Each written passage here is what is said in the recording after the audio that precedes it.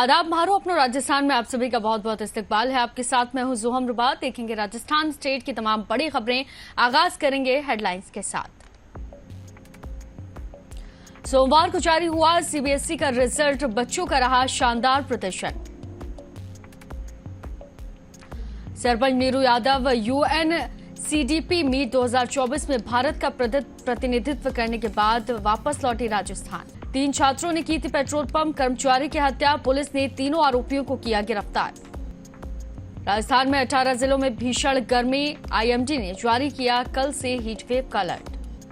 तो चलिए खबरों की शुरुआत करते हैं। जहां राजस्थान के जयपुर में हॉकी महिला सरपंच के नाम से मशहूर झुंझुनू की लांपी आहिर पंचायत की सरपंच नीरू यादव न्यूयॉर्क में आयोजित सीडीपी मीट 2024 में भारत का प्रतिनिधित्व करने के बाद राजस्थान वापस लौटी। हाल ही में उन्हें न्यूयॉर्क में संयुक्त राष्ट्र के जनसंख्या और विकास आयोग के द्वारा आयोजित वार्षिक सम्मेलन में भाग लेने और भारत का प्रतिनिधित्व करने का अवसर मिला, जहां उन्होंने भारत में पंचायत राज में निर्वाचित महिला प्रतिनिधियों के नेतृत्व अनुभव को शेयर किया।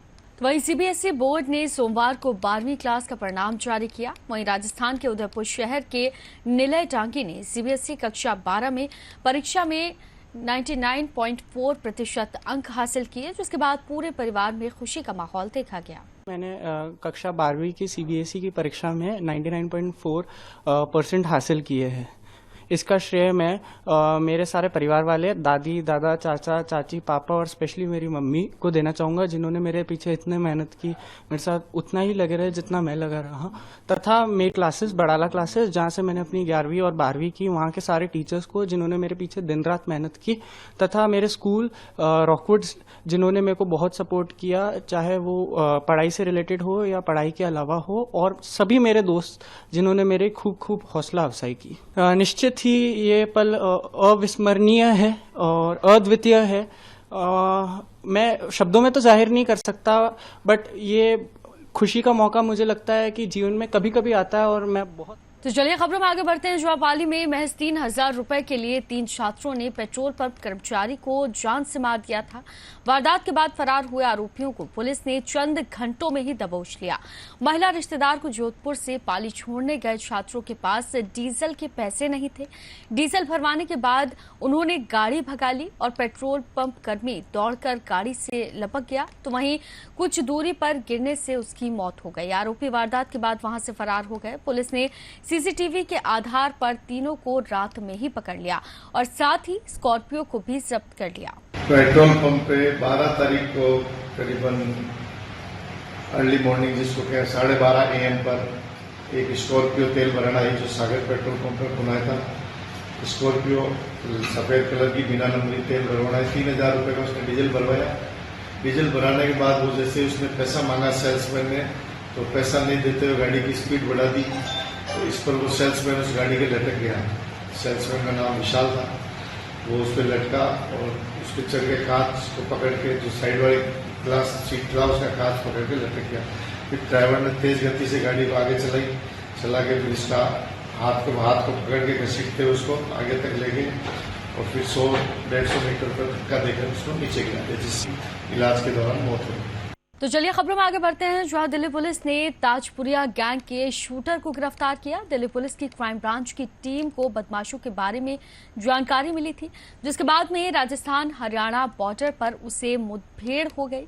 पुलिस के अनुसार आरोपी को एनकाउंटर में गोली भी लगी, तो वहीं आरोपी ने पुलिस पर फायरिंग की। पकड़ा गया आरोपी टिल्लू ताजपुरिया गैंग का शूटर है। राजस्थान के हनुमानगढ़ पुलिस ने भी ऑपरेशन में शामिल हुए और आरोपी का नाम सागर है, जिसने 22 अप्रैल को गंगबार में दूसरी गैंग के नरेंद्र नाम के शख्स की गोली मारकर हत्या कर दी थी। इस दौरान कई राउंड फायरिंग भी हुई थी, जिसके बाद बदमाश के पैर में गोली लगी थी। देखिए, एजीटीएफ क्राइम ब्रांच जयपुर और दिल्ली पुलिस की जो इन्फॉर्मेशन थी, उसके बेसिस पे टिल्लू ताजपुरिया गैंग का एक सदस्य है सागर, जो कि मूलतः सोनीपत हरियाणा का रहने वाला है, जिस गैंग ने अभी रिसेंटली करीब 10 दिन पहले दिल्ली में गोगी गैंग जो है उसके एक सदस्य का मर्डर किया था, जो यहाँ पर फरारी काट रहा था और कहीं छुपा हुआ था। साबूवाना गांव है टीबी थाना क्षेत्र में, जो कि चौटाला के पास पड़ता है। और जब पुलिस को इन्हें इन्फॉर्मेशन मिली तो दिल्ली पुलिस और जो डीएसटी टीम है हनुमानगढ़ की, इनके द्वारा जॉइंट कार्रवाई करते हुए उसकी घेराबंदी की गई। जब उसको पता लगा कि भाई पुलिस ने उसे घेर लिया है तो उसके द्वारा पुलिस के ऊपर करीब 4-5 फायर किए गए और जवाबी कार्रवाई करते हुए पुलिस ने भी फायरिंग की और जो आरोपी है उसके पैर में गोली लगी। हालांकि खतरे से स्थिति। तो जहां एक तरफ कोटा में सुसाइड करने के मामले थमने का नाम नहीं ले रहे, दूसरी ओर अब कोटा में रहकर कोचिंग करने वाले छात्रों के लापता होने के बेखूब मामले सामने आ रहे हैं। पढ़ाई और कंपटीशन दूर होने के लिए लापता हो रहे छात्रों की संख्या में भी काफी इजाफा हो रहा है। कोटा के कुन्हाड़ी थाना इलाके में एक हॉस्टल में रह रहा छात्र अमन सिंह 2 दिन से लापता हुआ था और वो भागकर उत्तर प्रदेश के कुशीनगर पहुंच गया। कोटा पुलिस ने उत्तर प्रदेश पुलिस की सहायता से अमन को कुशीनगर जिले से छात्रों को सुरक्षित लाने के लिए पुलिस की टीम और परिजन उत्तर प्रदेश पहुंचे हैं। तो चलिए खबरों में आगे बढ़ते हैं, बात करते हैं धौलपुर की, जहां सरमथुरा थाना इलाके के रहने वाले एक शख्स की पुलिस ने बेरहमी से पिटाई कर दी। शख्स ने एसपी को शिकायत देकर थाना प्रभारी पर नशे में धुत होकर बिजली के केबल और पट्टे से मारपीट करने का आरोप लगाया। पीड़ित ने थाना प्रभारी पर सट्टे के लिए 50,000 रुपए प्रतिमाह मांगने का भी आरोप लगाया। एसपी ऑफिस में शिकायत लेकर पहुंचे विजय सिंह ने बताया कि 8 मई को थाने के कांस्टेबल नरसी और कांस्टेबल चालक कुमार शिव कुमार उसे किराने की दुकान से जबरन अपने साथ ले गए, जहां थाने में नशे में धुत बैठे थाना प्रभारी गौरव कुमार ने व्यक्ति से सट्टे का कारोबार चलाने के एवज में 50,000 रुपए प्रति माह की मांग की, जिस पर शख्स ने सट्टे का कारोबार न करने की बात कही। पीड़ित ने आरोप लगाते हुए कहा कि पैसे न देने पर थाना प्रभारी ने कांस्टेबल के साथ मिलकर बिजली के केबल और पट्टे से उसके साथ बेरहमी से मारपिटाई शुरू कर दी, जिसके बाद जब पीड़ित की पत्नी उसे छुड़ाने के लिए थाने पहुंची तो थाना प्रभारी ने पीड़िता की पत्नी से भी बदतमीजी की। जब मैं अपनी दुकान पर बैठा हुआ था तो दो पुलिस वाले रात के 7-7:30 बजे आए थे। आकर के मुझसे बोले कि तू सच्चा काम करता है, कल थानेदार बुला रहे हैं। मैंने मना किया तो नहीं, लोग तू पर्ची बना लो कि हमारे यहाँ मुझ पर पर्ची बनवा करके और मुझको लोग चलते रहा ऑपरेशन करेंगे। जा करके मुझको वहाँ थाने पर ले जा करके, वहाँ थानेदार जी शराब के नशे में थे, वहाँ जा करके मुझको वहाँ छोड़ दिया। थानेदार जी मुझको साइड में ले जा करके केबल मंगा करके लोग बंद साले मुर्गा लोग 1 लाख रुपये मंगा नहीं करते। मैंने मना किया था, मैंने 1 लाख रुपये मुझ पर नहीं है। तो उन्होंने केबिन से मेरी पिटाई की और मैं काफी चिल्लाया रोया, उन्होंने कोई सुनवाई नहीं की। तो मैंने किया अब होगा जो ऊपर वाला करेगा, जो होगा। मैंने किया अब क्या करूँ। मैंने की मेरी घरवाली आई, घरवाली ने मेरी दुर्दशा देगी तो घरवाली ने गुहार लगाई। घरवाली से लोगों ने अब तब बोल कर बेइज्जत करके भजा दिया उसको और लोग जाने। तो वहीं राजस्थान के मौसम में बदलाव का दौर जारी है। बीते सोमवार 13 मई को राजस्थान में कुछ जिलों में अचानक मौसम बदला। आंधी बारिश के साथ ओलावृष्टि से तापमान में भी बदलाव हुआ। गर्म हवाएं सामान्य हुई और मौसम सुहाना हो गया। बताया जा रहा है कि इस दौरान सीकर और माउंट आबू में बारिश के संग ओले भी गिरे। मौसम विभाग की माने तो आज 14 मई को कुछ जगहों पर बारिश की संभावना है, तो वहीं 15 मई से हीट वेव चलनी शुरू हो जाएगी। खबरों में आगे बढ़ते हैं, जहां प्रधानमंत्री नरेंद्र मोदी ने आज वाराणसी से अपना नामांकन पत्र दाखिल किया। नामांकन पत्र दाखिल करने से पहले प्रधानमंत्री नरेंद्र मोदी ने काल भैरव मंदिर का दौरा किया और नमो घाट भी गए। प्रधानमंत्री ने नामांकन के मौके पर गृह मंत्री अमित शाह, राजनाथ सिंह समेत 20 केंद्रीय मंत्रियों के अलावा कई राज्यों के मुख्यमंत्री भी यहां पर मौजूद रहे। इससे पहले पीएम नरेंद्र मोदी ने वाराणसी में रोड शो भी किया। उन्होंने काशी विश्वनाथ मंदिर में पूजा अर्चना भी की। प्रधानमंत्री नरेंद्र मोदी वाराणसी लोकसभा सीट से तीसरी बार चुनाव लड़ रहे हैं, तो वहीं 2014 में पहली बार यहां से सांसद बने। इसके बाद में 2019 में भी उन्होंने इस सीट पर जीत हासिल की थी। तो वहीं प्रधानमंत्री नरेंद्र मोदी ने आज उत्तर प्रदेश के वाराणसी लोकसभा सीट से अपना नामांकन पत्र दाखिल किया। इस कार्यक्रम में 12 राज्यों के मुख्यमंत्रियों और पार्टी के शीर्ष नेताओं ने भाग लिया। इतने बड़े पैमाने पर नामांकन समारोह आयोजित करने पर शिवसेना यानी यूबीटी के राज्यसभा सांसद संजय राउत ने कहा कि ये प्रधानमंत्री नरेंद्र मोदी का आखिरी चुनाव है, इसीलिए ये उनका विदाई समारोह है जिसे बड़े पैमाने पर मनाया जा रहा है। रावत ने आगे कहा कि जब कोई रिटायर होता है या जनता उसे नकार देती है तो ऐसे विदाई समारोह में लोग जुटते हैं। संजय रावत ने कहा कि मुझे नहीं पता कि वाराणसी की जनता आखिर क्या फैसला करेगी, लेकिन मैं कह सकता हूं कि दोबारा प्रधानमंत्री नहीं बनेंगे। ठीक है, उनका फेयरवेल है। हमारे यहाँ जब कोई रिटायर होता है, रिटायरमेंट की घड़ी आती है, या उनको डिसमिस किया जाता है जनता की तरफ से। तो इस प्रकार से फेयरवेल में लोग जमा होते हैं। मोदी जी का ये चुनाव आखिरी है, मोदी जी चुनाव लड़ेंगे। चुनाव में क्या निर्णय होगा मुझे मालूम नहीं, वाराणसी की जनता क्या निर्णय लेगी, लेकिन मोदी जी प्रधानमंत्री नहीं बनने जा रहे। बस इतना मैं कह सकता हूँ। चलो,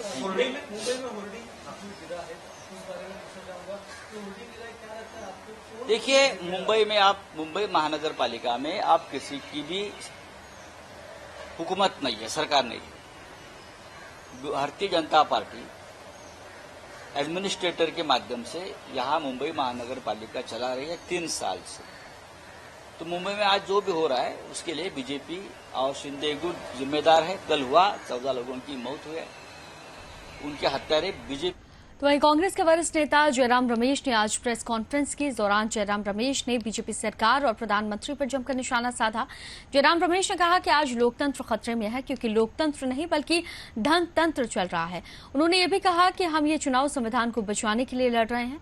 साथ ही हमने लोकसभा चुनाव में हाथ बदलेंगे हालात शीर्षक से अभियान भी चलाया, जिससे लोगों को पता चल गया कि कांग्रेस उनके लिए अच्छे दिन ला सकती है। उन्होंने कहा कि पीएम मोदी हालात से पूरी तरह से डरे हुए हैं, जिसके चलते वो कभी मंगलसूत्र की बात कर रहे हैं तो कभी मुस्लिम लीग का जिक्र कर रहे हैं। जयराम रमेश ने आगे कहा कि ये बातें बतानी है कि बीजेपी अपनी हार से डर गई है। संविधान खतरे में है, लोकतंत्र खतरे में है, क्योंकि आज धनतंत्र चला रहा है सरकार को, लोकतंत्र नहीं चला रहा। तो इस संविधान को सुरक्षित रखने के लिए ये चुनाव हम लड़ रहे हैं। आप जानते हैं कांग्रेस पार्टी की ओर से लोकसभा चुनाव के लिए हमने 5 न्याय 25 गारंटियां दी हैं। नारी न्याय, युवा न्याय, किसान न्याय, श्रमिक न्याय और हिस्सेदारी न्याय।